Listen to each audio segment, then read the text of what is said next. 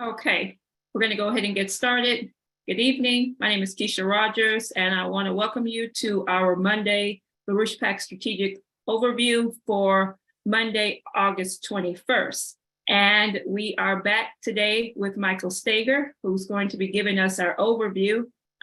What I want to do, first of all, is really thank everyone for participating with us tonight. The subject of this discussion, as we enter a very decisive moment for the fight for our nation and our republic, with the continued ongoing coup against President Donald Trump, the calls for his inability to run for office, numerous indictments, really reflect the fight that LaRouche PAC has been engaged in for many, many decades against a deep state apparatus, against an imperial British Empire, and what Mr. LaRouche called a rotten criminal bureaucracy.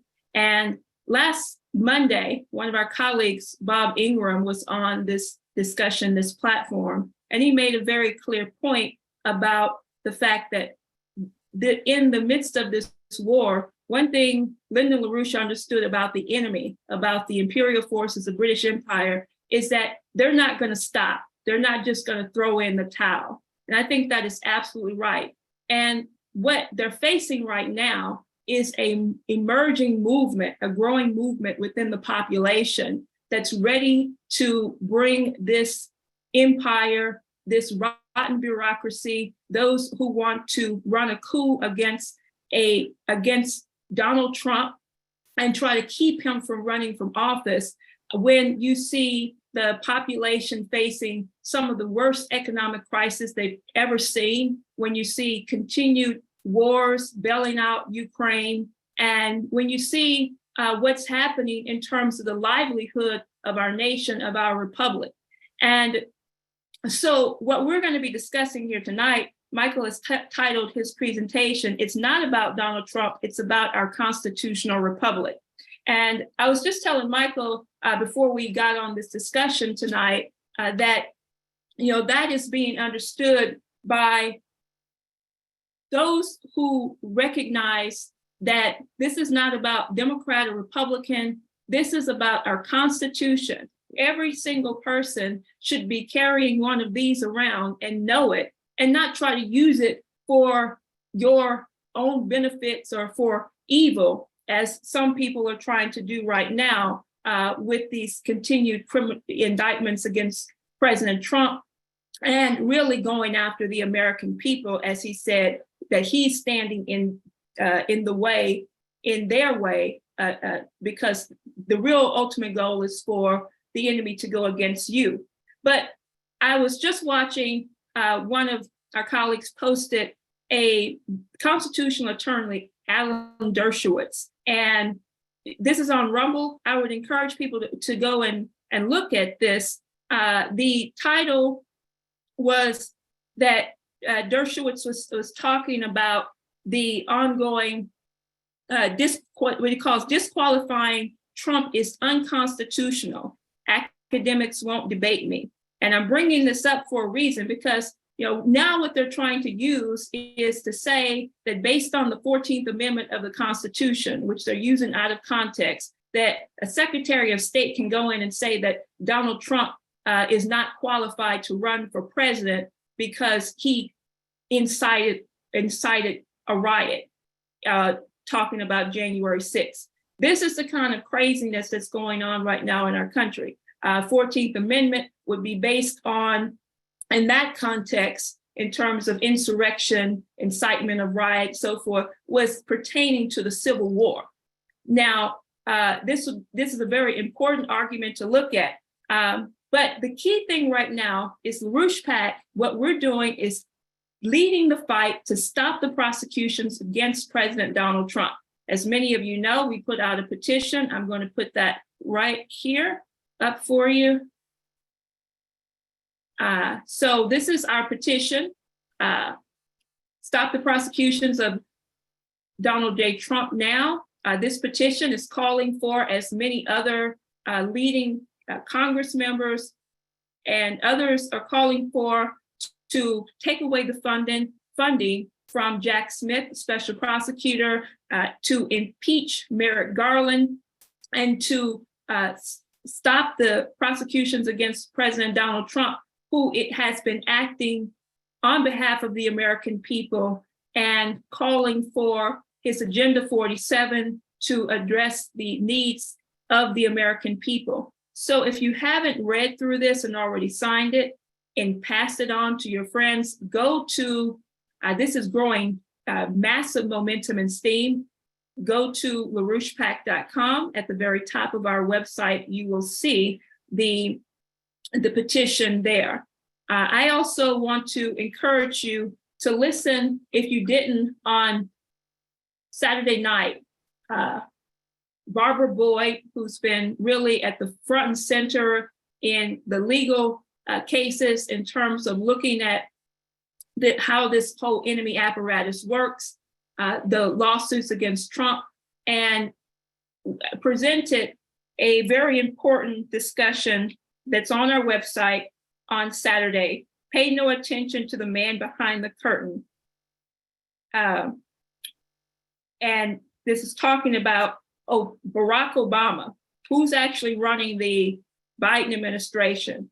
Barack Obama as a Nero personality, a narcissistic personality, and why this is important in understanding how Joe Biden and the Biden administration started going against his number one opponent, and how this process started under Barack Obama.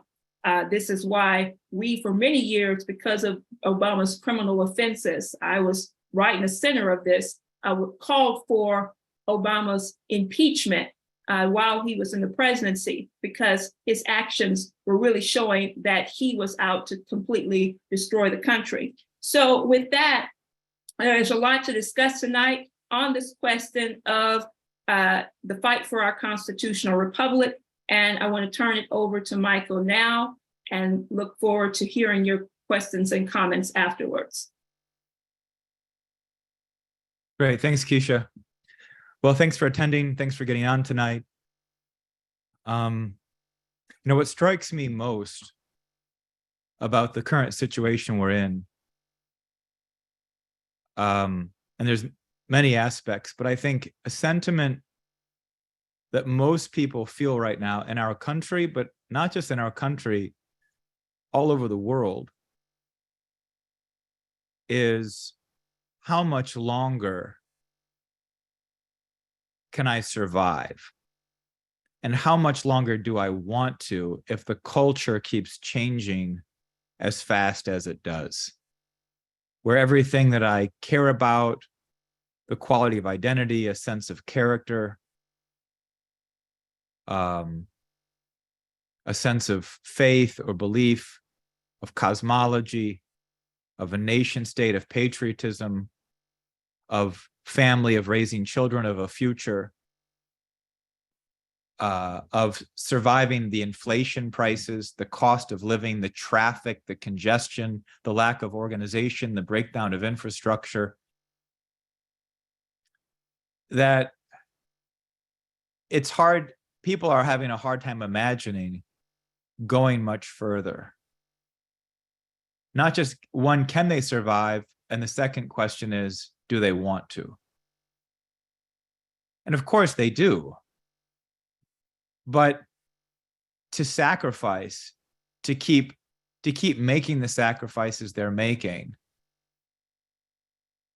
becomes more and more difficult when they feel like all of the sacrifices are taken for granted, expected, without regard, without acknowledgement, and without purpose.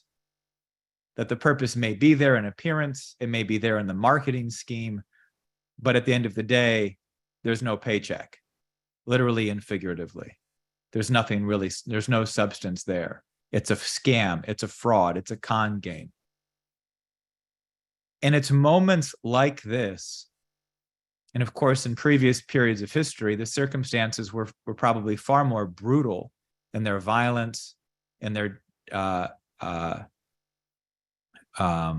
deprivation.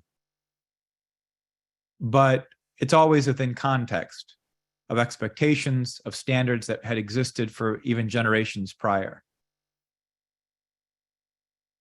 And in this context, and we see it in some sense, you see it in the fires in Maui, the callousness, the disregard for the population. An entire town is incinerated. Now, if you go back a few years, a colleague reminded us earlier today of Paradise, California. Something very similar happened there. And it just burned the entire town down, incinerated it. Like Lahaina, like just completely bombed out. But all of this there's one single cause. It's a total disregard for the well-being of the population. We're not concerned about a healthy food supply, healthy water, decent air, effective transportation systems, good housing. We're concerned about carbon dioxide or methane or cow farts or getting rid of agriculture. Part of the problem in Hawaii is getting rid of cattle grazing and sugarcane. Well, these were colonial farms, or colonialism or imperialism was probably the justification. And the population was duped into buying that it would be better to let it go back to nature. What's that mean? You're far more susceptible. Right? If one thing is clear, human intervention into land area can, if done correctly, as agriculture usually does, especially family farming, improve the quality of land. Some studies have been done on the Amazon rainforest to find that it was an intensely farmed agricultural region. It didn't just happen naturally. And my point being is that increasingly, people around the world are identifying that there is a political force, globalist mafia. We reference it as a British Empire or an imperial policy, a liberal financial imperial policy or grouping, an oligarchy, a global oligarchy. But they're identifying in their own terms that are out to basically destroy them and their meaning of living, their meaning for life, to make those sacrifices. And the callousness is growing rapidly because what the elites have been told is it's basically wide open season on the population. There was even, bizarrely enough, a Hollywood movie where elites would go and hunt people that were kidnapped on like some kind of military compound. They would hunt human beings. It was supposed to be some kind of dark comedy. I don't think it went very well, given the kind of culture we live in. But it made the point. And in these circumstances, certain critical institutions stand out. This was true even during COVID and now the aftermath of all the lockdown and violations of basic civil liberties, where the notion of the US Constitution, including its Bill of Rights and its amendments, but its protections and guarantees, as we stated in the Declaration of Independence, that these are God-given rights that we're then enshrining and defending, but that the government doesn't hand them so that implicitly the government could then take them away. They're God-given, we're just defending them. So we're identifying natural law. But that kind of conception of a country is right now resonating throughout much of the world. Much of the world today is looking to the patriotic Americans to determine who wins this fight, the people or this global oligarchical faction. Now, who are they? What are they? We can discuss that. We've done it. Bob Ingram, who many of you know, has written an excellent book on this to give you a historical perspective on it, because it's something that developed in the current characteristic over 400 or 500 years. But put that aside. What's happening in the United States today, for many people, is a defining question. And it's a question of where do we go as a human civilization? The sacrifices my forefathers, my ancestors for generations, whether they were slaves or not, right? The questions of sacrifices are across the board for 99.9% of the population in human history. Great sacrifices made to ensure survival, and perhaps even more so the creation then of remarkably profound institutions of language, of poetry, of philosophy, of music, or of nation states. Are they going to survive? Are the sacrifices that took place over thousands of years going to be worth keeping alive? That's what people feel is at risk. That's probably why you're even taking time to get on this call tonight, because you have some sense these very principles, these institutions built over thousands of years of unrecorded and then recorded history, are literally at stake. And what intersects that is the clear, unabetted, total, violent persecution of Donald Trump as a political figure who represents a fight to not let this destruction of human culture continue. You know, there's been times in human history this has happened before. Socrates of ancient Athens. Go back and read Plato. If you've never read him, don't think that you have to be a Greek scholar to read Plato. Don't think you have to take a college course. That would be the worst thing to do. It would be the absolutely most awful thing to do. But just take up a Plato dialogue. Take up Plato's Republic. Maybe his most famous work. Just begin to read it. What's he discussing? The nature of the human soul and why justice, though seemingly to something that injures oneself, meaning you don't take whatever you want whenever you can, that you make sacrifices for something greater, is actually something more profound and good for the human soul and for society at large. That question is as transparent 2,500 years ago, clearly, as it is to those of us who might read it today. And Socrates put himself on the line, and he looked at the people who condemned him to death, persecuted him legally, politically, much like you're seeing with Trump today, as a threat to the society. And he laughed in their face and said, the punishment for you will be far more severe than me. He even jokes and says, I'm almost dead anyways. And you can think of other examples. Obviously, the Christian tradition, Joan of Arc. The American political leaders like Washington and Lincoln faced remarkable political persecution. But what Trump is facing today, the attacks on him, it's not about Trump, as he often says. It's about what we're all feeling and experiencing, that there is a political force out to destroy these very institutions, these ancient values and truths that we hold dear and are really the determination of a viable human civilization going forward. Now, from Mr. LaRouche's standpoint, LaRouche PAC's heritage, this is actual economics. This is actual policy. These big questions. And when society reaches a point where the pace of acceleration of criminality, systemic criminality against the population, accelerates in the way it is today, you reach points where these big ideas and conceptions, which for most people felt was impractical, irrelevant, not worth considering. You know, you get caught in the daily grind, you get caught in the various escapes or pleasures or just joys of life. You don't think about necessarily the big questions. You just enjoy the small things that are developing each day. However it may unfold, but at certain points, these big questions become apparent to the mind.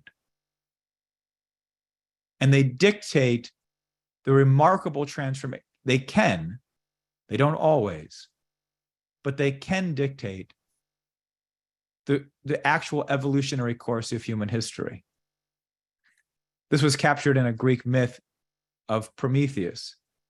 Prometheus did the same thing Trump is trying to do today, where the parallels are striking. Zeus wanted to destroy the population. They were slaves, more or less, to the gods. Prometheus was a titan, one of the gods of sorts, immortal. And he thought, this is absolutely Why would you destroy all of these people? Just so you can remake a new species in your own image, really reflecting the ideological attempt today to impose an ideological formation on the population.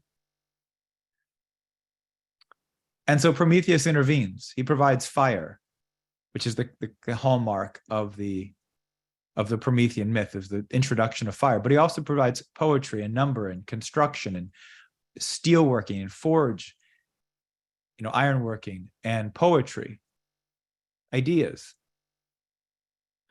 hope. And for that, he's tormented and he's chained to a mountain high up in the hills, where he's tortured indefinitely because he's immortal. He never dies, so he's just perpetually tortured. And much of some of the Greek poets, the oligarchically backed ones, because the Greeks had their oligarchs as well, those are the ones that killed Socrates, and they happened to use the Democratic Party as they are today. Tried to make Prometheus seem to be the victim, that Zeus was the hero, that Zeus was the guy who brought stability in and got rid of this hubris and rebellious Prometheus. But the great Greeks, the Greeks that were the basis of our civilization today, looked at and recognized, as Mr. LaRouche did, Prometheus is the true hero. And there was a play by Aeschylus, the greatest Greek playwright, where Prometheus is well aware he will eventually take revenge upon Zeus. But nonetheless, his joy is in what he created in terms of what he contributed to human civilization. And in some sense, the crimes against our population, the crimes against our nation for the last 50 plus years, you can go back, you look at our foreign policy, you look at this slaughterhouse in Ukraine, something like 50,000 Ukrainians, young men, some old men now, 50,000 have been killed in the last few months alone. 50,000 just killed. Upwards of 300,000 to 400,000 killed over the last year and a half. For what? These are just young men, patriotic, hardworking, committed in many cases, maybe a little bit ideologically off base, but nonetheless, drastically abused by this international oligarchical force. But our foreign policy, the great disasters of Iraq or Vietnam, the Vietnam War had something well known to many of you called the Pentagon Papers. It was well known because it was when free speech still mattered to things like the New York Times and Washington Post who published them. If you actually go back and read the Pentagon Papers, what you find is that they identify that as early as 1945, we changed our foreign policy away from one oriented towards the American Republic and our tradition of supporting the independence of other nations from colonialism, as in Vietnam, and ended up supporting now the colonial powers for the first time truly in our nation's history. Other leftists may debate this and say, well, you can say the Spanish-American War and look at the Philippines. But in reality, even the Pentagon Papers had to identify that change truly did not happen until 1945. And these crimes waged in our name against other people, but waged against our own people today as aggressively as anywhere, and the destruction of our industry and our culture, that's the great crime. That's what this is about. And what Trump has become is the lightning rod for their outrage. And the best way to secure our success and Trump's success in 2024 is to ensure that what we have in the population today is a growing self-awareness, a consciousness that it is these principles or ancient truths or institutions built over thousands of years, which are the very questions at stake that we have to begin to rebuild. And in doing so, it makes it not just seem as if there was one Trump, but there are 1,000 Trumps, 1,000,000 Trumps, 1,000,000,000 Trumps. That there are people willing to take that level of fight. Now, I'm not making the argument Trump is replaceable, but the way to secure this process is to make it clear that what Trump is clearly fighting for, we're all fighting for, consciously, self-aware, not just angry, not just upset, but that we intend to actually create this kind of fundamental shift in culture, a real countercultural revolution in the culture itself. Now, we have to think about how we do this. Now, where does the rubber meet the road? Keisha referenced a petition. This petition calls for the impeachment of Merrick Garland, Attorney General, and the Department of Justice has been at the center of this coup for 7+ years. This is the Obama-directed coup. Obama did an executive order creating immediate tensions with Russia, escalating that. Remember the famous debate with Mitt Romney, what are you stuck in the 1980s?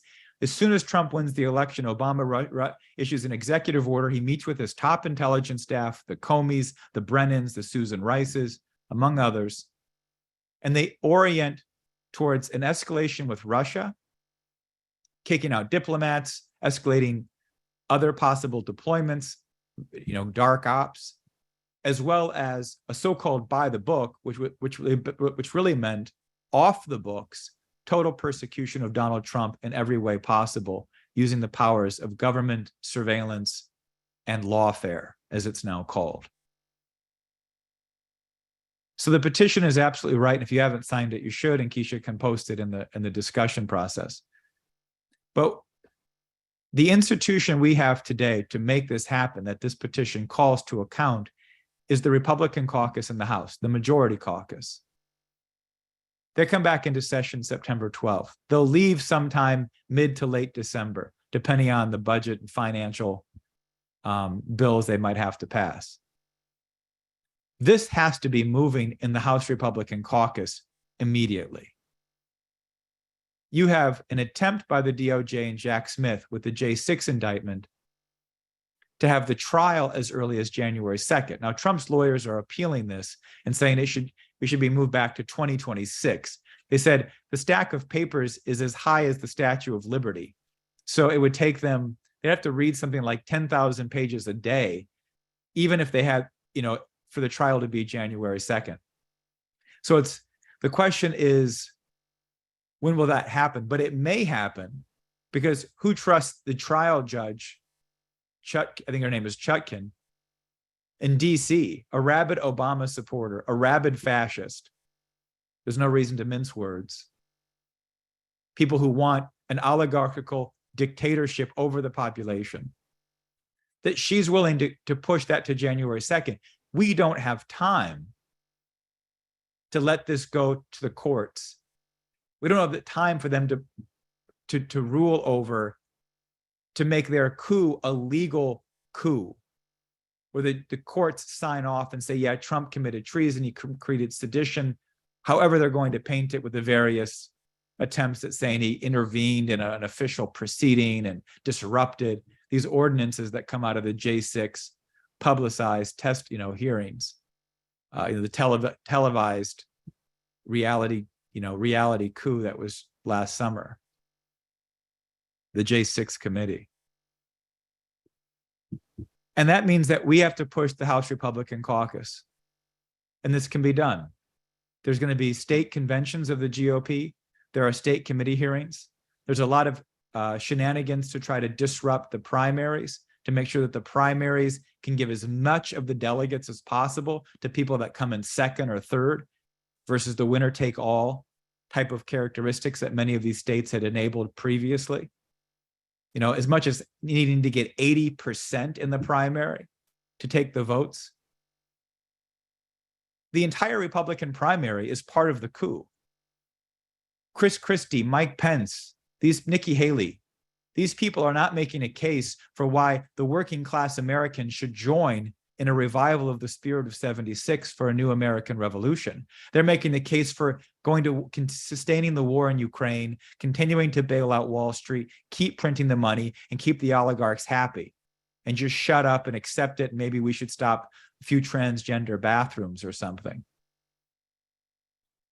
That's part of degrading the new Republican Party Trump has been building since he came into office or since he started running.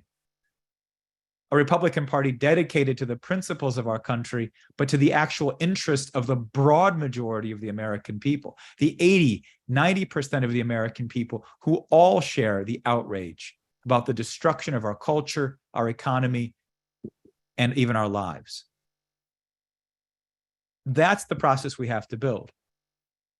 And to create the conditions for Trump to run that kind of campaign, not a campaign in South Carolina, Iowa, and New Hampshire, but a campaign in Detroit, inside Los Angeles, inside New York, in Cleveland, in Milwaukee, in Philadelphia, in those blue cities that we all, in Atlanta or Phoenix. Now, that means they have to be taken out for YouTube posting. You know, you say these kinds of things and censors immediately kick in. It's crazy.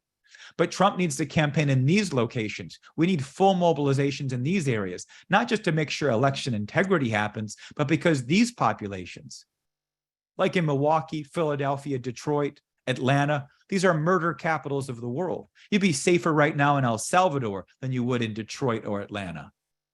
You can have more farmland in Detroit than you could find in Montana, practically, in Billings, Montana. There's so much destruction of the houses. You've got grasslands all over the city. You've got the UAW right now telling Biden and the Democrats, your EVs are killing jobs, and Trump's out there campaigning for it. We've got to shut down the primary. You've got to consolidate actual political fight inside the House caucus of the Republican Party to wage war on this coup, to investigate what's the DOJ connection to Fani Willis in Atlanta, to Alvin Bragg in New York. In 1988, Lyndon LaRouche and this organization were facing RICO charges. Sound familiar? We were facing both state and federal indictments. Sound familiar? The difference today and 1988 is the population did not understand. The culture still seems stable enough that, yeah, we can probably make it.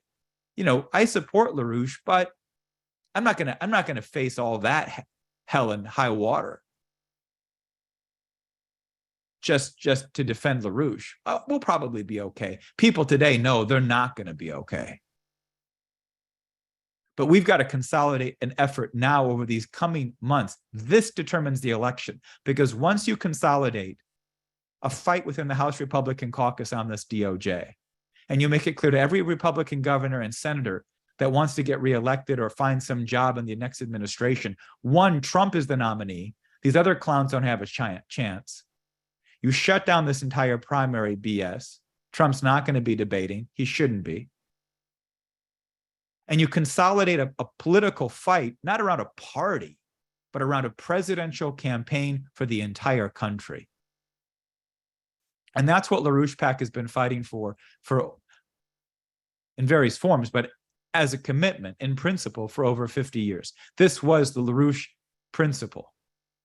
Unify the nation, unify a coalition of working class Blacks, Hispanics, rural whites, engineers, people that are actually in industry and production. People have a sense of real culture, that we need real education. The moms worried about their kids' future. Getting the space program moving. People at the border, actual sovereignty of a country. Real trade, real negotiations with other countries to avoid war. Pull a coalition of that nature, and you end this oligarchical rule in the United States. And if we do it here, we set the standard and we enable other nations to partake in that kind of sovereignty and true sense of freedom. This is what Trump intends. He's playing the game because he knows he has to play it in certain regards, and he's absolutely right. But we don't have to. We've got to make sure that these guys in the House are held accountable now with your phone calls, catching them in the districts, signing the petition, mobilizing others, calling their offices. They need to wage war on this coup. It is unconstitutional, and it is literally destroying our republic. We won't survive. These cases make it to courts, and you let the shenanigans go on. That's how Germans got Hitler. Let it happen in the courts. Let it be fought out by lawyers. Pretend there'll be another election. They wouldn't take away our elections. We're a democracy. Yeah, right.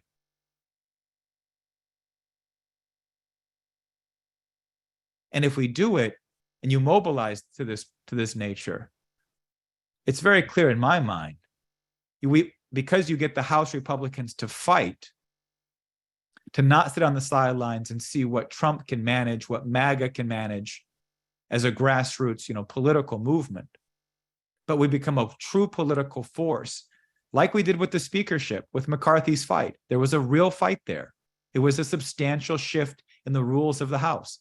Now it's time to apply those, to apply that spirit, to bring a spine back into our government, and to create a functioning government. And if we do so, we shut down this idea that somehow this is Republican versus Democrat, which is nonsense. This is the population versus an oligarchy. And we are going to demand our rights to have our voices heard in a fair, contested election between an oligarchical candidate and a candidate who will clearly, and has demonstrated it, fight for the majority of the American people and their basic economic and long-term interests.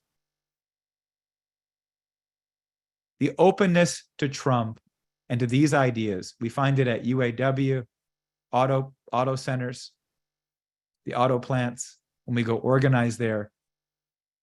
Nobody wants to support what's happening in this country. But if there's not a fight from us, it's not going to happen. And we have essentially about 3 months. And I would say by the time this Congress comes back into session, you've got to have things moving within the first couple of weeks. That's about a 6-week mobilization intensely. No punches pulled, back of the head, to make it clear to people that our republic is on the line. And if we restore not just the republic in form, but in the spirit of the content of thousands of years, going back to Plato and even prior, that these ideas begin to resonate in the minds of the population, we really bring back. We don't just defend our republic from with the persecution of Trump, but we bring back a living sense, a living principle of our Constitution. That determines this election. That determines election integrity. Mobilizing the people of Milwaukee, Detroit, and Philadelphia will ensure election integrity. That is possible today more than it has ever been, because those people, much like you in various parts of America, feel the exact same way about the near total destruction of their life, but also their ability to have meaning in their life. And we can awaken that.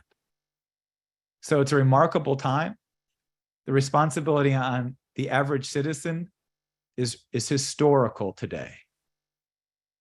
And that this doesn't happen very often. People who are in their late 70s and 80s could probably stay with a very honest heart. This has never happened in their lifetime, where these kinds of real fundamental changes are possible through the actions of the average citizen. But it's clear they are today. So I think that really is a subject for discussion, or whatever's on your mind, and after listening to at least my opening remarks. I think we have a 6-week window. The petition is a great place to start, but I think we have to go beyond that and mobilize as much as possible. So with that, Keisha, I'll leave my remarks there, and I'm interested to see what's on the minds of all of our guests.